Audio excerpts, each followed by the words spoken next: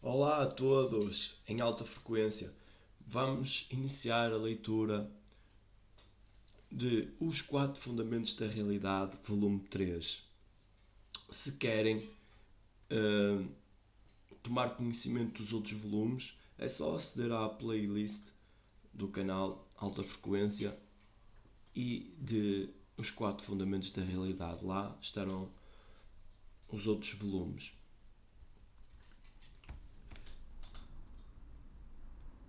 Este e-book foi criado por a doutora Maria Pereda, que eu recomendo fortemente que vocês acedam ao seu canal no YouTube, pois tem informação muito relevante. Então, vamos lá.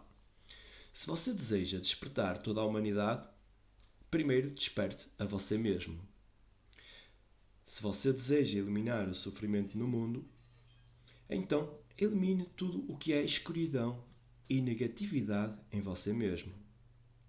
Na verdade, o maior presente que você deve dar é a sua própria transformação.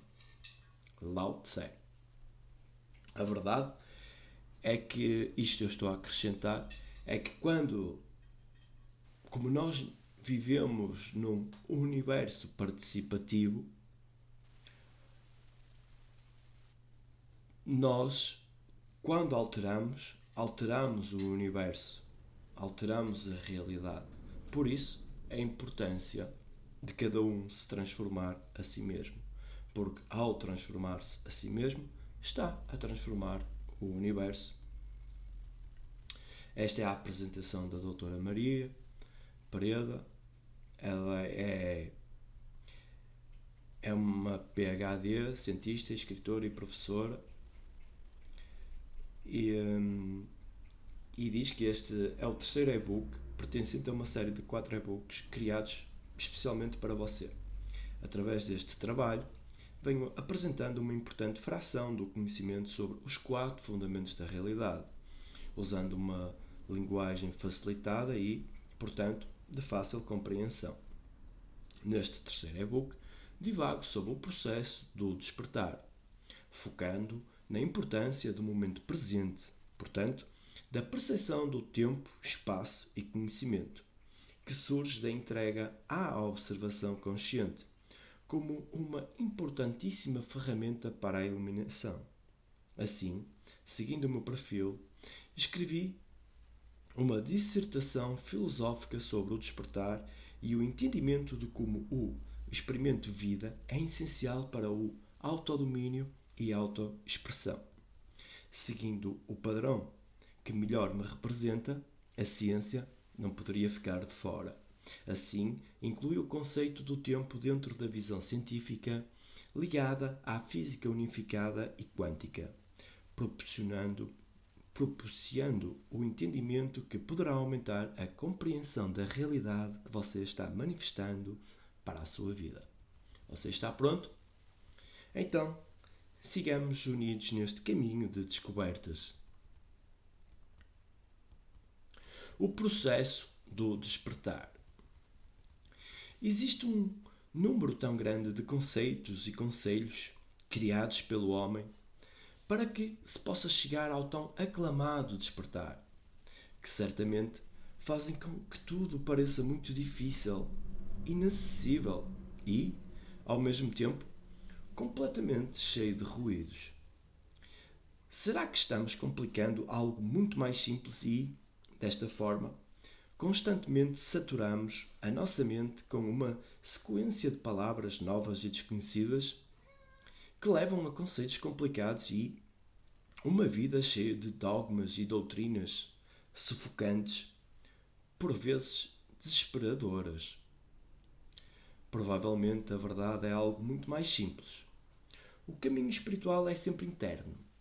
É como se algo já estivesse lá, pacientemente esperando por ser acordado para um novo nível de radiância, presente em nossa essência, mas comumente não acessada em sua totalidade. Sim, muito provavelmente o passo mais fundamental é a libertação da mente. O caminho que leva ao despertar começa com a libertação dos condicionamentos de tantas doutrinas estudadas, pelas quais passamos. Eu não estou dizendo que, por vezes, doutrinas e conceitos adicionais não sejam úteis. O que quero dizer é que, para sabermos quem realmente somos e expressarmos esse ser real, temos que encontrar a nossa própria verdade, a única que nos libertará, através desse auto-expressar. O processo do despertar é uma experiência individual. Não pode haver líderes, tampouco liderados. Somente você e o seu processo de autodescoberta. Crie essa prioridade para esta experiência. Autoempoderamento. A constante manifestação da nossa essência, da verdade interna, nos separa do mundo das aparências que obstruem nossa luz eterna. Nós nos tornamos seres conscientes ao ascendermos sobre os credos das massas, centros de credos coletivos e também pessoais. Quando ultrapassamos o estágio de simplesmente crer para saber de fato e sem sombra de dúvidas, habilitamos o contacto com a nossa essência de luz, consciência universal e imortal. Estamos jogando o jogo da fisicalidade. Ele é mais importante do que parece. Portanto, se você não der atenção ao jogo do lado de cá, verdadeiramente não chegará ao lado de lá. Pois esses dois lados têm de ser unificados, integrados nesta realidade, para que através da força de um terceiro criado, o qual emerge totalmente renovado, a partir dessa fusão, existe uma nova realidade a ser vivenciada, imensamente banhada pela luz da consciência expandida. Eu sei que pode ser difícil caminhar por essas novas trilhas, enquanto, talvez, sua família e amados não compartilhem desta mesma busca interior. Esse é o corajoso confronto com o mundo das aparências que leva, inevitavelmente, à sua autodescoberta.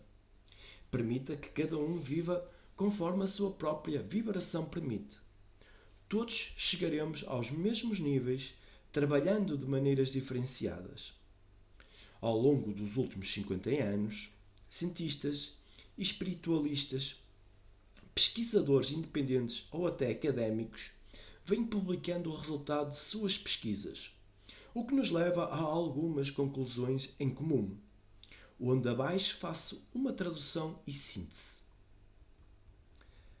A consciência continua a existir sem o corpo físico. Nós podemos pensar, comunicar e funcionar sem um corpo biológico ou cérebro.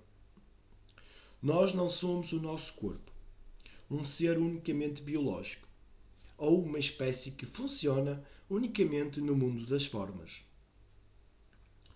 Entrar e sair da consciência separada e experienciada através do nosso corpo não representa ou requer a morte, propriamente dita. Vivemos e viveremos eternamente de uma forma ou outra. O meio natural, nossa verdadeira casa, é criado pelo sistema de pensamento e resposta de uma realidade não física. Nossos veículos temporários são usados para prover situações de aprendizado e ensinamentos unicamente possíveis de serem experienciados num sistema meio programado, denso e separado. Neste sistema existe a segmentação para a especialização, aspecto que torna possível conhecer mais de si mesmo. Quanto mais expandido o estado da consciência, menos a mente da matéria irá influenciar, permitindo que a consciência superior governe em harmonia e fusão a consciência inferior. É através destes novos estágios que a densidade, a agregação da matéria, começa a se dissolver. Somos capazes de existir e explorar muitas frequências diferentes de energia. Originalmente, somos seres não físicos capazes de moldar nosso meio usando o sistema pensamento emoção focado. A consciência tem a capacidade de usar formas temporárias de energia, segmentando-se para expressar mais de si mesma por experienciar frações com maior foco. Entender o nosso experimento vida é essencial para o autodomínio e autoexpressão. Tempo, espaço e conhecimento são os aspectos mais básicos da experiência humana. Eles são o ser do nosso ser, da forma como ele se manifesta neste mundo. O espaço permite que o mundo dos objetos apareça. O tempo possibilita a sequência de acontecimentos que ordena nossas vidas. O conhecimento dá sentido e significado a tudo que aparece ou se desenrola. Tempo e espaço são a matéria usual da existência, que o conhecimento visa conhecer, ampliando-se por pura exploração. Precisamente por ser tão usual na nossa realidade, tempo, espaço e conhecimento podem servir também como uma entrada para a nova visão. O conhecimento em interação dinâmica com um espaço e tempo pode desafiar pressuposições bem estabelecidas sobre o eu e o mundo. O conhecer e o possível de ser conhecido, a ser alcançado por cada um, de acordo com a sua necessidade, capacidade e desejo. O tempo pode apresentar um novo tipo de questionamento e espaço pode permitir, revelando o conhecimento numa luz que ilumina a totalidade do ser. O mundo em que vivemos hoje necessita de uma visão mais abrangente que revela a nossa verdadeira relação com o tempo, espaço e o conhecimento. Porque, por vezes, temos a impressão que eles estão se voltando contra nós. Percebemos o tempo encolher e o espaço diminuindo, nos pressionar. O tempo parece passar rápido demais quando tentamos ajustar nossas vidas ao seu ritmo. Achamos difícil encontrar a hora certa, estar na hora e fazer as coisas a tempo. Estamos sempre ficando sem tempo. A luz do conhecimento, à medida que ela é projetada do passado para o futuro, de certa forma vai ficando mais fraca e agora não tem mais poder para iluminar um caminho claro da ação. Se não vemos claramente para onde a seta do futuro está apontando, não saberemos o nosso destino. Um novo tipo de questionamento convidaria a uma nova apreciação da existência comum através da investigação da experiência a partir da perspectiva do próprio tempo, do próprio espaço e do próprio conhecimento.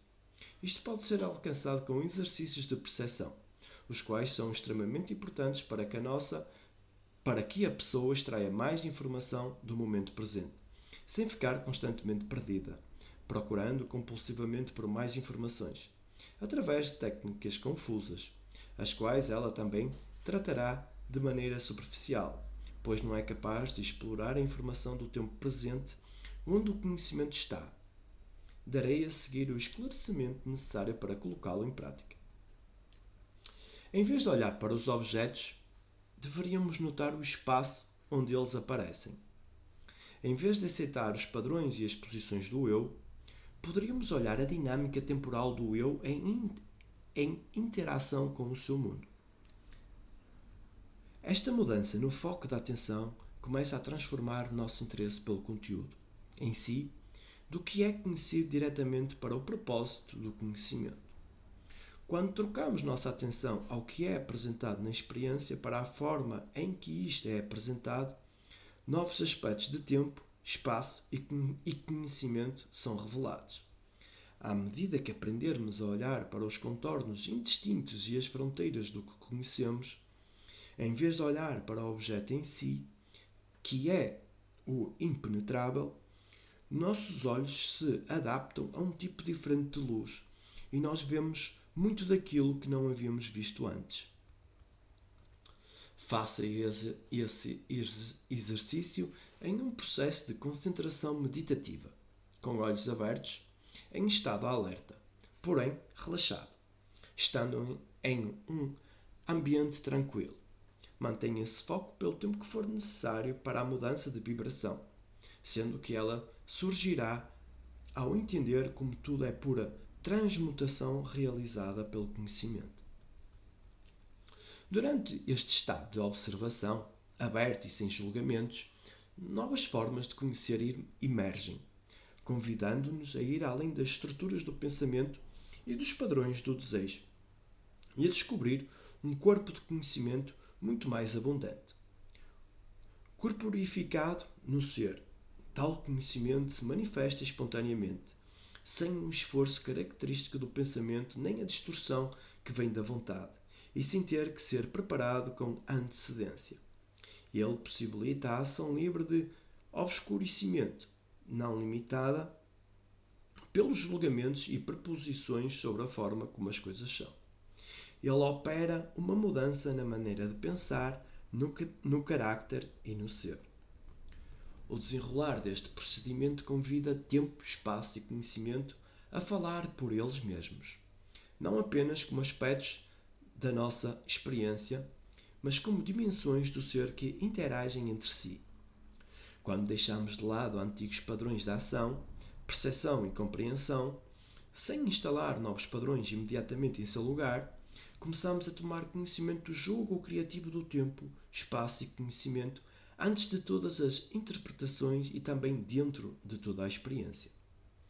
A visão do tempo, espaço e conhecimento é de transmutação. Ela carrega dentro de si a energia específica inerente à transmutação.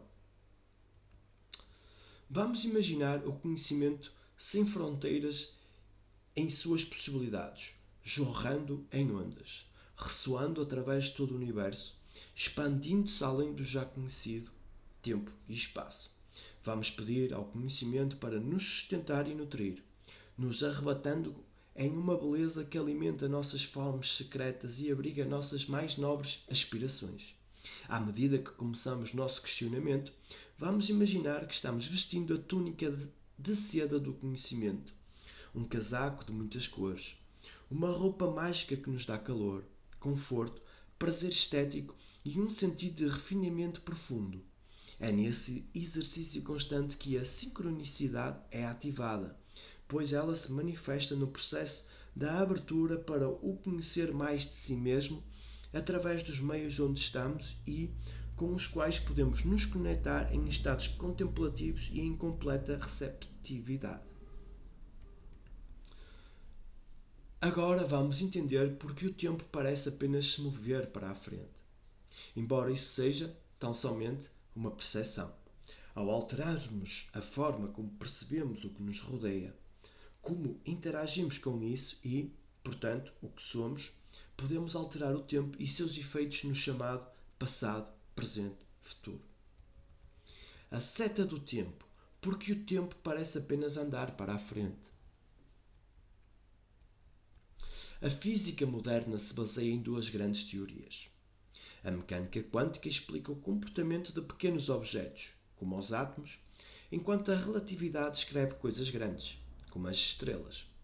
A física quântica aplica em sua visão de realidade o fenómeno da dualidade onda-partícula, a qual diz que o que percebemos estar manifesto nesta fisicalidade depende de estar sendo observado e, quando não observado, desaparece, retornando ao estado natural, o de onda, uma invisível energia. Portanto, o que vemos e chamamos de realidade é fruto de foco e observação. Para entender como o tempo é percebido, temos que absorver esses dois conceitos acima, aliados às leis da termodinâmica, entropia e da gravidade. Desta forma, vamos começar pela entropia. Entropia e sintropia, a ordem surge do caos. Em termodinâmica, entropia é a medida de desordem das partículas em um sistema físico. Seu aumento é totalmente dependente do fornecimento de energia. Comparado este conceito ao cotidiano, podemos pensar que uma pessoa, ao iniciar uma atividade, tem seus objetos organizados. E à medida que ela os vai utilizando e desenvolvendo suas atividades, seus objetos tendem a ficar cada vez mais desorganizados.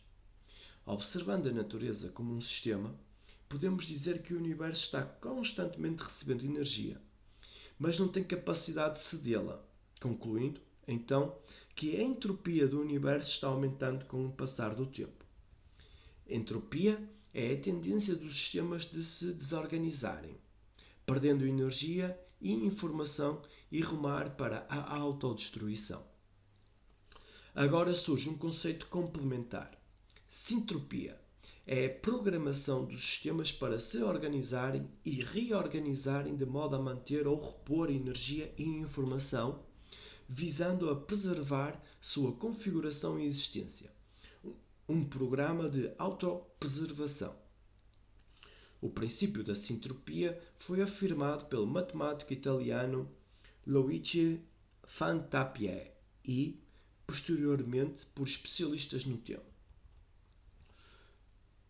Segundo Ian Prigogine, Prémio Nobel de Química em 1977, flutuações ao acaso podem dar origem a formas mais complexas, a partir de grandes perturbações em um sistema, as quais podem dar início a mudanças importantes, tornando o sistema altamente frágil, aumento de desorganização, entropia.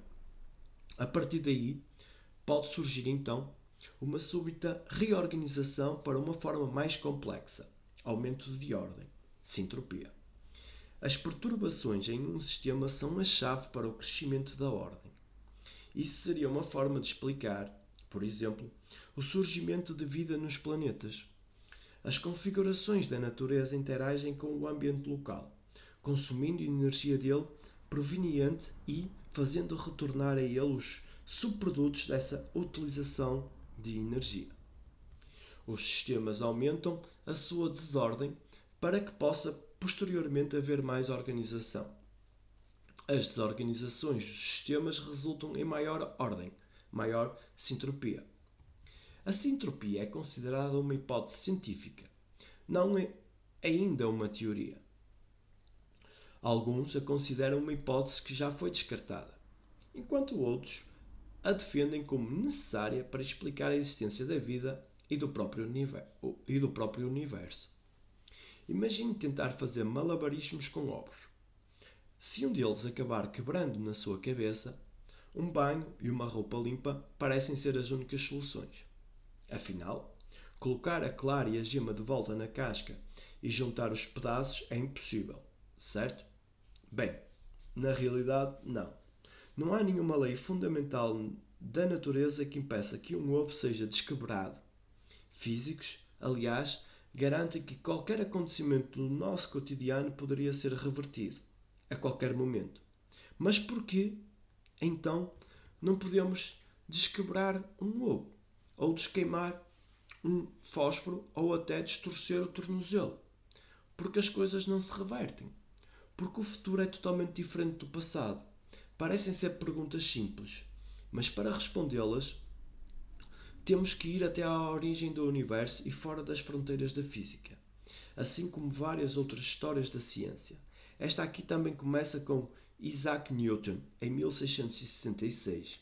Um surto de peste bubónica o obrigou a deixar a Universidade de Cambridge e voltar para a casa da mãe no interior da Grã-Bretanha. Entediado e isolado, Newton mergulhou nos estudos. Foi aí que ele criou as suas famosas 3 leis da dinâmica. Entre elas a conhecida máxima de que para cada ação há uma reação oposta da mesma intensidade. As leis de Newton conseguem descrever o mundo de maneira espantosa. Elas explicam porque as maçãs caem das árvores e porque a Terra gira em torno do Sol. Mas elas têm uma estranha característica. Funcionam tão bem de trás para a frente quanto de frente para trás. Se um ovo se quebra, as leis de Newton dizem que ele pode ser desquebrado. Obviamente, isso parece estar errado, mas quase todas as teorias formuladas por físicos desde Newton têm o mesmo problema. As leis fundamentais da física não distinguem entre o passado e o futuro.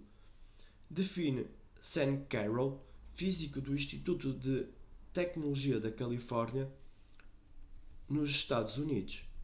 O tempo na física. Isaac Newton,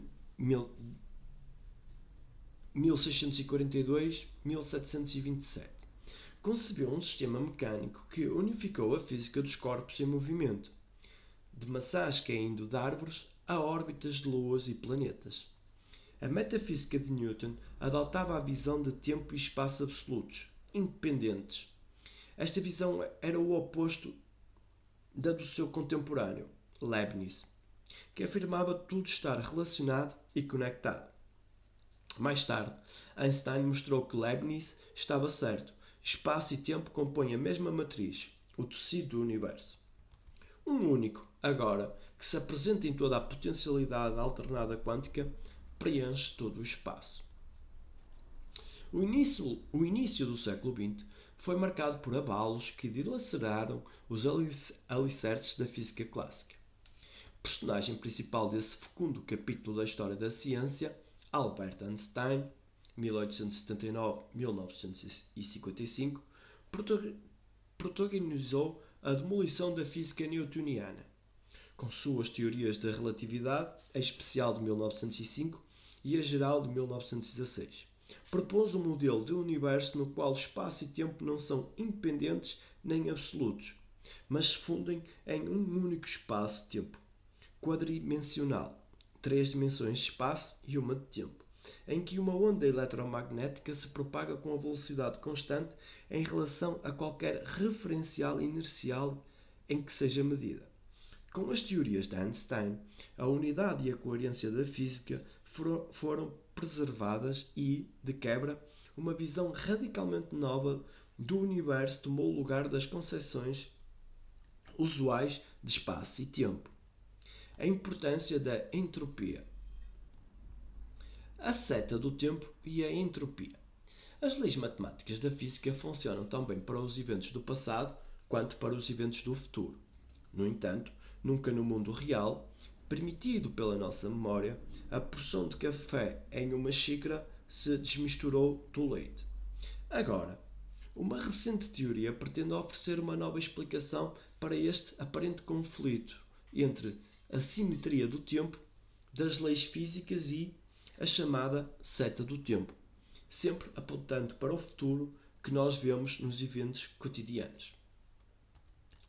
Quando vistos em termos da física teórica, os eventos que aumentam a entropia do universo deixam registros de si mesmos em seu ambiente. Os pesquisadores propõem que eventos que dessem marcha a ré no tempo, indo para o passado, reduziriam a entropia, não podendo deixar qualquer vestígio de terem ocorrido, o que equivale a não terem de facto ocorrido. Esta visão científica amarra o conceito da ocorrência a uma sequência entrópica. Daí considerar a existência da flecha do tempo.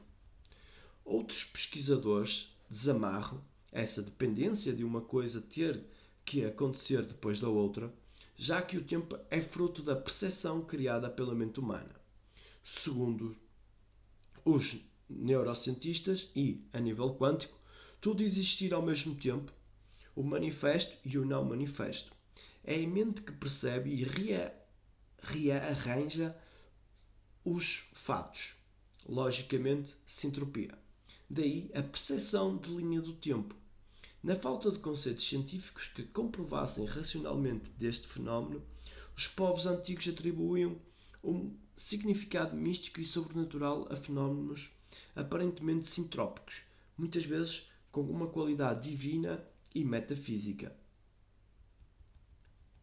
Isto ocorreu com o princípio Aiki, que aliás foi o termo japonês para explicar a sinergia, maximização de resultados, gerada nos processos sintrópicos que ocorrem dentro de algumas artes marciais ao longo da história. Normalmente, nos períodos de guerra, é que novos avanços tecnológicos e científicos ganham fôlego e evoluem a um ritmo espantoso, pois é justamente nestes ambientes de caos, destruição e batalhas sangrentas que, desafiando todos os prognósticos, surgem as grandes descobertas que catapultam o desenvolvimento humano para novos níveis de conforto, segurança e conhecimento. Este paradoxo também ocorre e continuará ocorrendo nas artes marciais aprimoradas no contexto militar e esportivo, bem como na natureza, nas relações em contínua evolução dos predadores versus presas e dos parasitas versus hospedeiros. O princípio da sintropia também é usado pela filosofia espiritualista para dizer que o ser humano, mente e alma, além do corpo, não tem morte entrópica, proveniente da deterioração de seu corpo, mas sobrevive à morte como um espírito que retorna para a energia espiritual.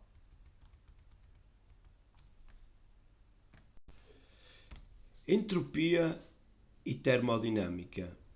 Em um copo com cubos de gelo. Sempre que dois corpos de temperaturas desiguais são postos juntos, a energia flui entre eles até igualar as duas temperaturas. Associado com essa difusão de calor está um aumento na quantidade conhecida por entropia. Tanto quanto saibamos, o calor nunca flui espontaneamente no sentido inverso, e a entropia do universo está sempre aumentando. Reverter a seta do tempo seria equivalente a diminuir a entropia. Por exemplo, se um objeto a uma temperatura uniforme espontaneamente se aquecesse em um ponto e se resfriasse em outros, o aumento da entropia é diferente de tudo mais na física. É um processo que ocorre em uma direção apenas. Correlacionar o tempo com a entropia é a maneira que se torna possível explicar a flecha do tempo, sempre para a frente. Mas, de qualquer maneira, isso se aplica dentro da física clássica, para tudo o que já está manifestado. Entretanto, como o manifestado está sob o processo criativo do observador, é a sintropia que gera a nova ordem, uma nova lógica de tempo, apresentando um novo momento presente, pois o passado foi alterado. Portanto, apresenta uma nova história de linha do tempo. A ordem emerge do caos constantemente. Para explicar isso, Boltzmann descobriu que a entropia mede o número de maneiras pelas quais os átomos podem se rearranjar, assim como a energia que eles carregam. Ou seja, a entropia aumenta quando os átomos ficam mais desordenados. Por isso, o gelo derrete na água. Há muito mais formas para as moléculas se rearranjarem no estado líquido do que no estado sólido. Segundo Boltzmann, a entropia está relacionada com possibilidades. Objetos com baixa entropia são arrumados e, portanto, com menos probabilidade de existir ou permanecer como estão. Objetos com alta entropia são desordenados, o que os torna mais passíveis de existir. A seta do tempo e o caos. De acordo com os conceitos mitológicos e esotéricos, tudo caminha para o caos e, finalmente, a ordem emerge do caos. Devemos entender o caos como a entropia, onde o que estava separado acaba se misturando, continuando em constante expansão e mistura. Assim é o tempo que caminha por e para um propósito. Certamente, a seta do tempo é um dos maiores mistérios da física. As equações que descrevem as leis que regem o universo são reversíveis, ou seja, podem igualmente descrever eventos que se desenrolam na direção do passado para o futuro, como do futuro para o passado, sem distinção entre um e outro. No mundo real, contudo, as coisas nem sempre funcionam assim. Por alguma razão, certos processos nos parecem ser irreversíveis, ou seja, eles se direcionam na direção do passado para o futuro, mas nunca no sentido inverso, pelo menos a nível da percepção em nossa realidade. A humanidade está em um momento de alta entropia e o seu futuro depende da qualidade da observação realizada pela massa. Ou seja, qual é o centro de créditos da massa crítica da humanidade? Onde está depositando sua atenção? sendo o observador que irá manifestar uma nova realidade. A observação. Para melhor compreender esta parte, sugiro assistirem ao vídeo O Futuro do Passado, Programa de Expertos, disponível no meu canal no YouTube, o Sol Negro 11, Maria Pereira. O tempo segue a flecha. As ideias de Boltzmann conseguem explicar a direção do tempo. Na visão clássica científica, basicamente, se o universo como um todo se desloca de uma baixa entropia para uma alta entropia, nunca poderemos ver os acontecimentos se reverterem. Nunca veremos um ovo se desquebrar, porque existem várias maneiras para rearranjar os pedaços dele, e todas elas levam a um ovo rachado em vez de um ovo intacto.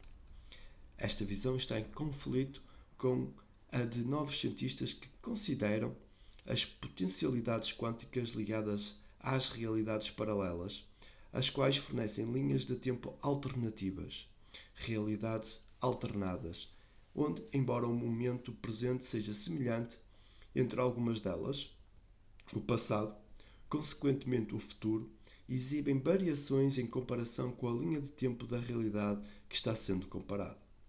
Neste conceito, temos todas as variações possíveis, ou seja, o ovo pode ter sido quebrado em uma linha do tempo, mas em outra, não. O que, em comparação de fluxos entre linhas de tempo, teríamos o ovo quebrado e o ovo inteiro, a seguir. A mesma analogia pode ser feita quanto uma doença manifestada em uma linha paralela e em outra linha alternada, não. O que nos dá a visão, no fluxo, do que a pessoa esteve doente, mas foi curada. Este é um processo pelo qual passam pessoas que obtiveram uma cura milagrosa da noite para o dia. Porque não conseguimos adivinhar o futuro? A definição de entropia de Boltzmann explica até porque podemos nos lembrar do passado, mas não podemos adivinhar o futuro. Para ele, o futuro é diferente do passado simplesmente porque a entropia aumenta. A entropia aumentada significa maior nível de energia fornecida. O corpo físico foi configurado para lidar com um certo nível de energia. Funciona como uma antena que capta determinadas frequências possíveis de serem conectadas. Tudo o que estiver fora do seu potencial de observação não estará visível e ele somente poderá lidar com o que manifestar na sua mesma frequência através de um mecanismo sintrópico inserido na natureza entrópica do universo.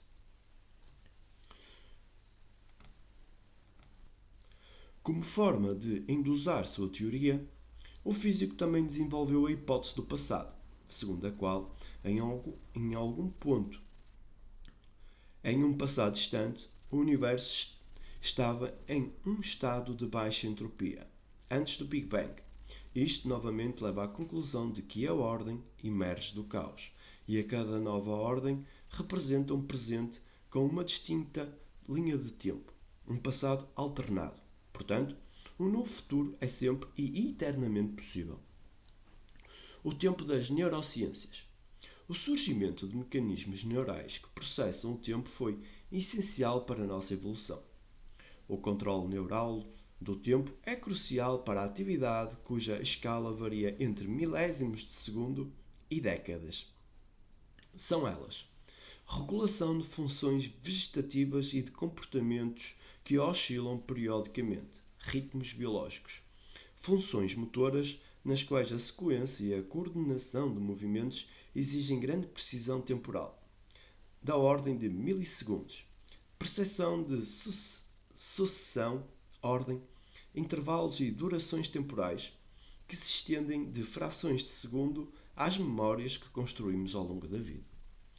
Em seres humanos e outros animais, o processamento neural do tempo tem sido abordado por meio de técnicas como ensaios comportamentais, análises moleculares, métodos eletrofisiológicos, farmacológicos, clínicos e de neuroimagem. Os resultados mais recentes indicam que diferentes módulos neurais participam dos diversos tipos de processamento temporal, dependendo da escala de tempo e da natureza da tarefa. Ritmos circadianos, por exemplo, operam em períodos de 24 horas, determinando comportamentos tais como o ciclo vigília, sono e a alimentação. Seu controle depende de circuitos neurais localizados no núcleo supraquiasmático do hipotálamo, que oscilam sob a influência de ritmos externos, como o ciclo claro-escuro produzido pela rotação diária da Terra. Ritmos biológicos produzidos endogenamente por osciladores neurais são extremamente úteis no ajuste homeostático e na sincronização de comportamentos aos ritmos exógenos gerados pela natureza periódica de rotação e translação do planeta. Estudos recentes mostram a existência de dois outros sistemas neurais, relativamente independentes, do processo temporal. O primeiro é um sistema automático do qual participa o cerebelo. Opera na escala de milissegundos e se relaciona à marcação temporal de eventos discretos, descontínuos. O segundo sistema relaciona-se a eventos contínuos, é controlado por mecanismos cognitivos e atencionais e envolve os núcleos da base e várias áreas corticais no processamento de eventos temporais cuja escala de tempo iguala ou supera um segundo. Observações clínicas sugerem que lesões cerebelares comprometem aspectos temporais determinantes da transição de estados motores, enquanto lesões dos núcleos de base comprometiriam temporalmente a transição de estados atencionais.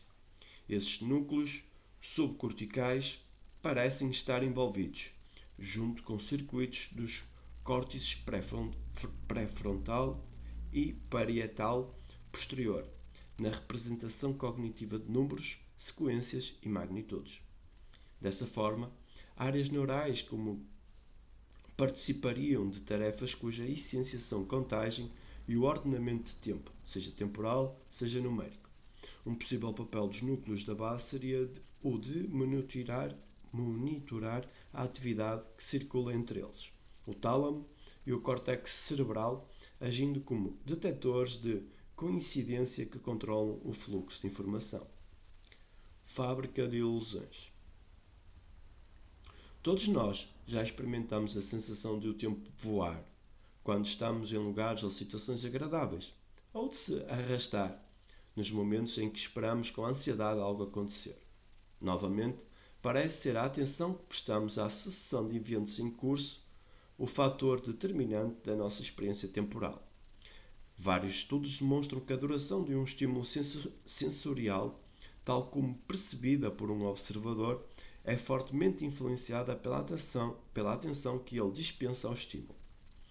Em uma escala de tempo muito menor, impulsos nervosos produzidos pelos estímulos que nos rodeiam e que vão se transformar em sons, imagens, cheiros, também apresentam velocidade finita de propagação, bem como diferentes tempos de processamento neural.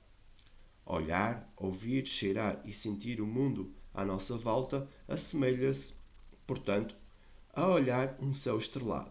As sensações chegam ao cérebro em momentos distintos, mesmo que tenham partido de um mesmo objeto no mesmo instante. Com alguma prática, o cérebro torna-se hábil em juntar estímulos assíncronos para fazê-los parecer simultâneos. Assim percebemos, ilusoriamente, como síncronos a imagem de lábios que se movem e o som da voz de quem fala. A ilusão de uma consciência instantânea e simultânea aos estímulos sensoriais que a evocam foi denominada presente especioso pelo psicólogo e filósofo americano William James, 1842-1910.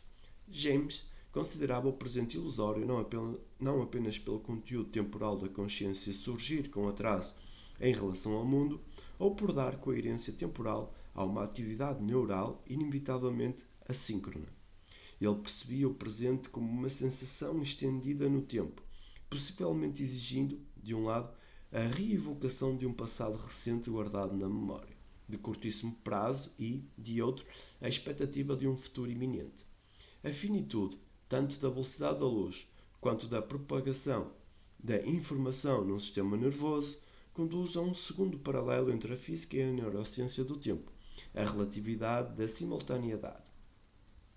Segundo a teoria da relatividade proposta por Albert Einstein, se dois eventos A e B, por exemplo, o piscar de duas lâmpadas, são vistos por alguém como simultâneos, um segundo observador em movimento retilíneo uniforme em relação ao primeiro poderá vê-los como não simultâneos. A lâmpada A piscando antes da B, se o observador estivesse deslocando em um sentido, ou o contrário, quando ele se mover na direção oposta. Desta mesma forma, resultados obtidos em laboratório na Universidade de São Paulo e por outros pesquisadores demonstram consistentemente que dois estímulos simultâneos, visuais, auditíveis ou tácteis, poderão ser ou não percebidos simultaneamente dependendo de vários fatores psicofísicos, entre eles o foco de atenção. Não apenas a ordem e a simultaneidade de dois eventos podem ser relativas para a física e as neurociências, distâncias espaciais e intervalos temporais também são. Segundo a teoria da relatividade, o comprimento de um objeto ou a duração de um evento serão relativos ao referencial inercial em que se encontra o observador. Se ele estiver em um movimento em relação ao objeto, seu comprimento será menor se comparado ao mesmo objeto medido por um observador estacionário. O fator de contração é dado pelas equações de transformação de Lorentz. Contração semelhante ocorre quando um observador, cujo referencial inercial está em movimento em relação a um evento, mede a duração deste e compara o resultado com o do observador estacionário. Experimentos psicofísicos semelhantes mostram que a percepção de duração é relativa também ao estado do observador. Fisiologicamente, a incerteza de um julgamento temporal aumenta com a duração do intervalo julgado. Esse resultado, denominado propriedade escalar da percepção de tempo, parece decorrer de um fenómeno psicofísico mais geral, conhecido como a lei de Weber, proposto por Ernest Weber, 1831, segundo o qual, para percebermos que um dado estímulo sensorial sofreu variação, o acréscimo ou decréscimo mínimo necessário deve ser proporcional à magnitude inicial do estímulo original. Isso talvez ajude a entender porque o tempo parece passar cada vez mais depressa à medida que envelhecemos. A percepção temporal pode ser alterada também pela ação de drogas ou doenças que provavelmente modificam circuitos neurais cuja atividade determina a nossa capacidade de julgar a direção de um intervalo temporal ou a ordem de dois eventos. A doença de Parkinson, por exemplo, caracteriza-se pela disfunção em certas vias neurais que utilizam dopamina como neurotransmissor. Os pacientes manifestam comprometimento da organização temporal de ações motoras e nítido prejuízo no desempenho de tarefas que requerem exclusivamente a percepção de intervalos de tempo. Resultados de testes de laboratório mostram que pacientes com Parkinson exibem significativa redução da precisão no julgamento da ordem temporal de dois eventos visuais quando comparados a voluntários saudáveis da mesma idade. Podemos novamente estabelecer um paralelo entre a mudança de referencial em que medidas de intervalos temporais são realizadas e a modificação na atividade de circuitos neurais responsáveis pela codificação do tempo, seja pela modulação fisiológica exercida pela atenção, seja pela interferência de fármacos ou por doenças. Em ambos os casos, o intervalo temporal medido fisicamente ou percebido fisiologicamente é relativo ao referencial em que se situa o observador. Somos nossas memórias. Podemos dizer que, em essência, somos as nossas memórias. Aquilo que declaramos e contamos compõe a chamada memória declarativa, da qual fazem parte fatos sobre o mundo e sobre nossas próprias experiências. Estima-se que mais da metade das conversações adultas se refiram a eventos passados ou futuros. E essa habilidade de viajar no tempo, acreditam muitos neurocientistas, é exclusiva do ser humano. É possível que o seu aparecimento tenha sido um passo decisivo no processo evolutivo da espécie. Viajando no tempo, entre memórias e projetos, podemos reavaliar experiências passadas com suas possíveis causas e ponderar cenários futuros, com suas eventuais consequências, o que aumenta a probabilidade de optarmos por decisões e ações mais adaptativas. Entretanto, existe nítida assimetria entre a memória de um evento passado, cristalizado e o único em sua realidade, e a expectativa de um evento futuro, aberto e múltiplo em suas potencialidades. Cadeias causais. Em meados do século XX, o matemático austríaco Kurt Gödel obteve uma solução para as equações do campo gravitacional propostas por Einstein na teoria da relatividade geral.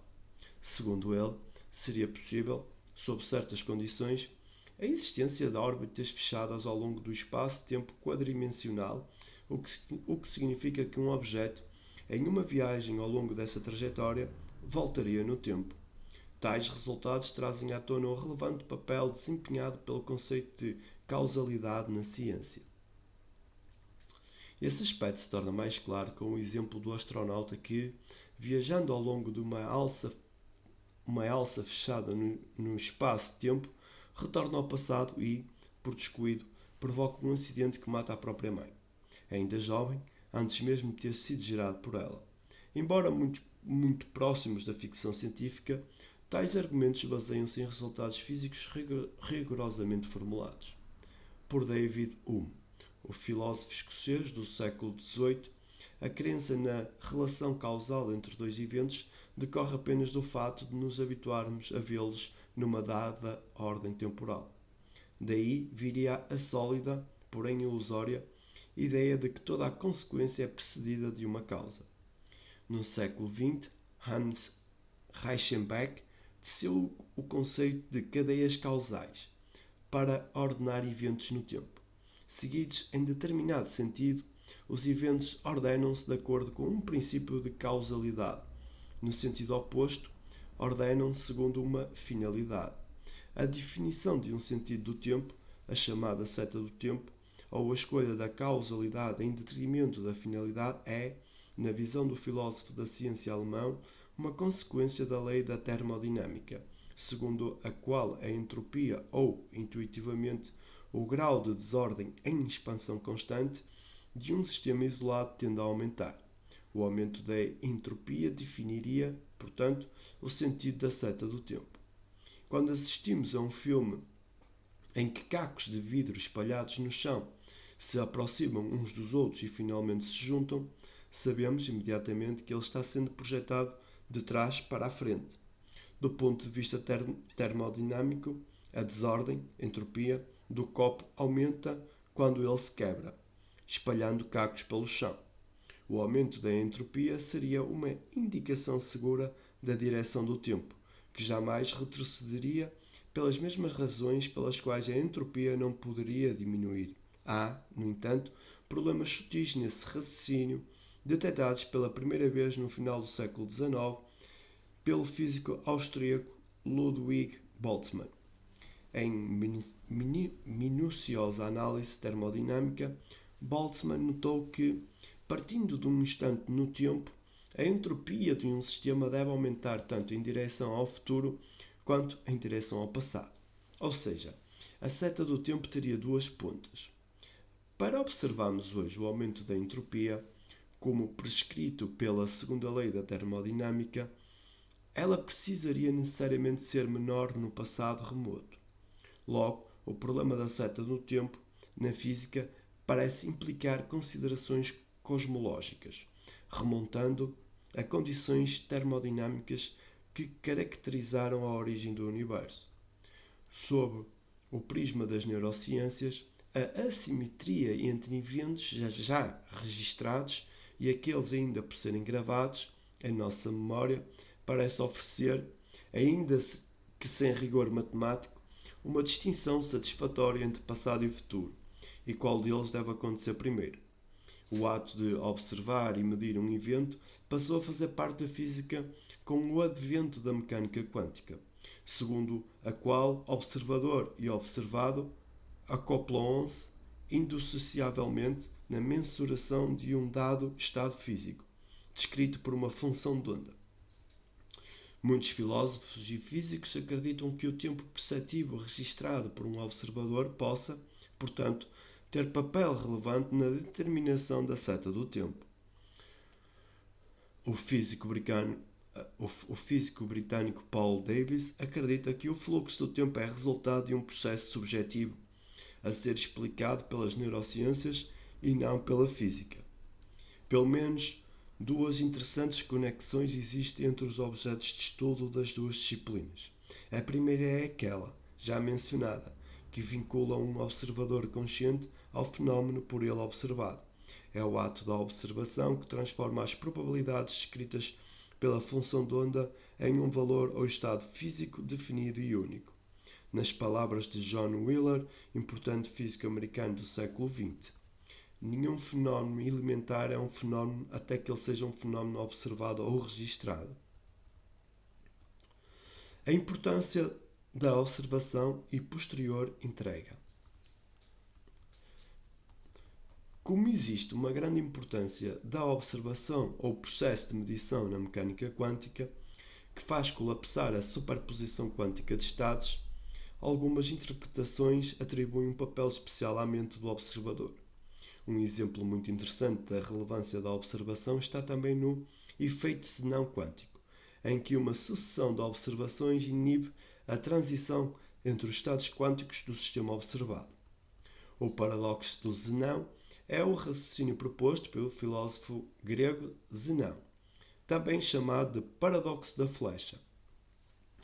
Ele negava o movimento para uma flecha em voo.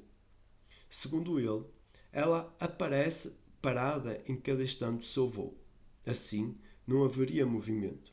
Hoje já se sabe, portanto, é aceito que ele estava certo, já naquela época, pois o que entendemos por movimento é meramente o efeito óptico da passagem de quadro a quadro, imagem parada capturada em um quadro, como o de uma banda de filme fotográfico. Isso ocorre por estarmos passando de realidade paralela para realidade paralela milhares de vezes por segundo. Portanto, movimento é apenas uma percepção, tal e qual ocorre com o tempo, já que espaço, matéria e tempo estão totalmente ligados pelo tecido de espaço-tempo. Zenão de Ileia foi um filósofo anterior a Sócrates e seguidor de Parménides. A doutrina metafísica de Zenão, na qual nenhum ser se move, foi considerada absurda por muitas pessoas, quer por contradizer o senso comum, quer porque elas tinham os pontos de vista de um outro filósofo, Heráclito, para quem tudo está em mudança. Na verdade, ambos estão corretos, pois abordam parâmetros distintos de uma mesma coisa.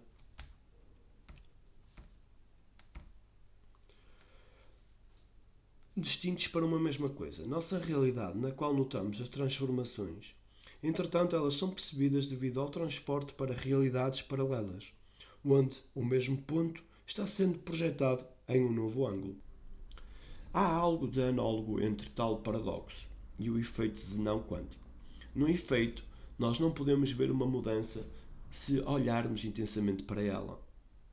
O efeito Zenão quântico é essencialmente congelar o estado quântico de um sistema quando ele é submetido a muitas consequências rápidas de medidas. Ou seja, medidas em sequência impedem o movimento da mudança de estado na verdade. Ao passar para realidades paralelas, o que é inevitável, devido à excessiva observação, repete-se o mesmo padrão. Ou praticamente, e nesse caso, o tempo também parece não mudar. É como estar preso no feitiço do tempo, tal e qual mostra o filme de Bill Murray, 1993. Blocos de tempo. Heráclito de Éfeso, que viveu na Grécia entre os séculos 6 e 5 a.C., via o universo como um processo contínuo de mudança. Todas as coisas estão em perpétuo estado de fluxo. Um de seus mais famosos aforismos diz que No mesmo rio entramos e não entramos, somos e não somos. Ou seja, não podemos nos banhar duas vezes no mesmo rio, pois na segunda vez as águas do rio, em perpétuo fluxo, já não serão as mesmas, assim como nós mesmos já teremos mudado. Essa visão física se aproxima da concebida por Platão no século IV a.C., em um dos seus famosos diálogos. Timeu. O tempo seria uma imagem móvel da eternidade. Já a concepção neurocientífica nos leva ao pensamento de Santo Agostinho, que viveu 8 séculos mais tarde, para quem passado e futuro não existem. Quando olhamos para o passado, ele já se foi. É uma memória. Quando procuramos o futuro, ele ainda não chegou. É uma expectativa. Portanto, somente o presente existe, conclui o filósofo. O tempo seria uma criação da mente humana. Quando medimos uma extensão temporal, estamos na verdade medindo memórias do passado e expectativas do futuro. Santo Agostinho é o primeiro pensador ocidental a destacar claramente o carácter subjetivo do tempo. É possível que as múltiplas fases do tempo tenham individualidade própria e que os múltiplos tempos tenham, portanto, de ser tratados de forma particularizada ou independente pelo respectivo nível descritivo que o aborda. Seria preciso considerar, por exemplo, as diferenças natureza da fibra do tempo com o qual seriam tecidos, em diferentes planos, os múltiplos e distintos tempos físico, biológico, neural e social. Enquanto isso, continuaremos a enfrentar o desafio de compreender como o tempo flui através da mente, já que, fora dele, o rio de Heráclito existe, mas está congelado. Uma teoria de tudo. Para descrever o universo em sua origem, é preciso combinar as duas teorias para formar uma teoria de tudo. Essa máxima será a chave para entendermos a seta do tempo. Descobrir essa teoria vai nos ajudar a compreender como a natureza construiu o espaço e o tempo. Diz Marina Cortês, física na Universidade de Edimburgo, na Escócia. Por enquanto, a mais promissora teoria de tudo é aquela que diz que todas as partículas subatômicas são compostas de minúsculos cordões. Essa teoria também defende que o espaço tem mais do que 3 dimensões e que nós vivemos em uma espécie de multiverso, onde as leis da física são diferentes em cada universo. Cortês está trabalhando em teorias alternativas a essa que possam incorporar a seta do tempo em um nível fundamental. Ela sugere que o universo é feito de uma série de eventos únicos que nunca se repetem. Cada conjunto de eventos só pode influenciar os eventos do conjunto seguinte. Assim, se forma uma direção para o tempo.